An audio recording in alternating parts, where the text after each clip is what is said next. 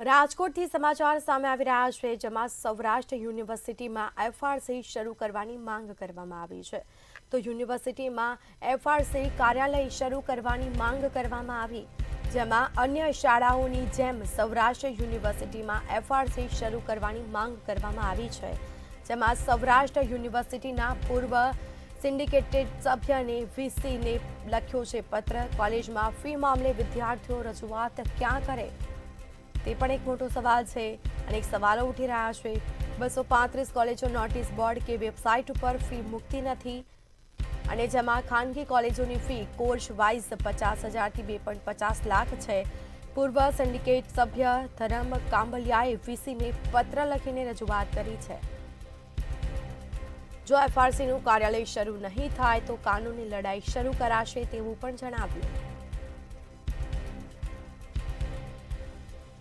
સૌરાષ્ટ્ર યુનિવર્સિટીના પૂર્વ સિન્ડિકેટ સભ્યને વીસીને પત્ર લખ્યો છે, જેમાં કોલેજમાં ફી મામલે વિદ્યાર્થીઓ રજૂઆત ક્યાં કરે।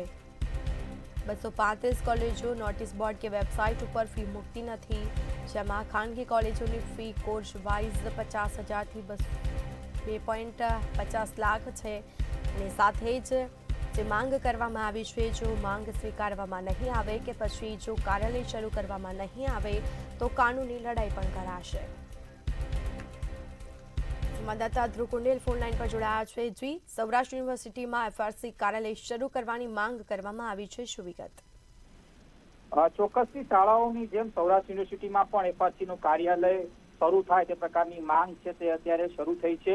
ખાસ તો સૌરાષ્ટ્ર યુનિવર્સિટીના પૂર્વ સિન્ડિકેટ સભ્ય અને વીસીને પત્ર લખવામાં આવ્યો કે કોલેજમાં ફી મામલે વિદ્યાર્થીઓને અનેક વખત ક્યાંક રજૂઆત કરવા માટે જે જગ્યા છે તે નથી મળી રહી, અને તેના જ કારણે ક્યાંક ને ક્યાંક એફઆરસીનું કાર્યાલય હોવાના કારણે જે વિદ્યાર્થીઓ છે તે પોતાની જે રજૂઆત છે તે કોઈ સામે કરી શકે તે માટે એફઆરસીનું કાર્યાલય સૌરાષ્ટ્ર યુનિવર્સિટીમાં પણ શરૂ કરી દેવું જોઈએ। 235 જેટલી જે કોલેજો છે તેમને નોટિસ બોર્ડ કે વેબસાઇટ પર ફી મુકતી નથી, આ પ્રકારની પણ એક જે વિગતો છે તે બહાર આવી છે। ખાનગી કોલેજની ફી કોર્સ વાઇઝ 50,000 થી 2.5 લાખ સુધીની છે। એટલે કે પૂર્વ સિન્ડિકેટ સભ્ય ધરમ કાંબલિયાએ પત્ર લખીને આ સમગ્ર હકીકત છે તે વાઇસ ચાન્સેલરને જણાવ્યું છે, અને જો એફઆરસી શરૂ કરવામાં નહીં આવે સૌરાષ્ટ્ર યુનિવર્સિટીમાં તો કાનૂની લડાઈ પણ કરવામાં આવશે। આ પ્રકારની પ્રતિક્રિયા પણ આ પત્રમાં ક્યાંક ને ક્યાંક ઉલ્લેખ કરવામાં આવ્યો છે। પૂર્વ સિન્ડિકેટ સભ્ય ધરમ કાંબલિયા કોંગ્રેસ સાથે પણ જોડાયેલા છે। બિલકુલથી આભાર આપનો। તો જો એફઆરસીનું કાર્યાલય શરૂ નહીં થાય તો કાનૂની લડાઈ પણ શરૂ કરવામાં આવશે, જેમાં સૌરાષ્ટ્ર યુનિવર્સિટીના પૂર્વ સિન્ડિકેટ સભ્યએ વીસીને પત્ર લખીને રજૂઆત કરી છે।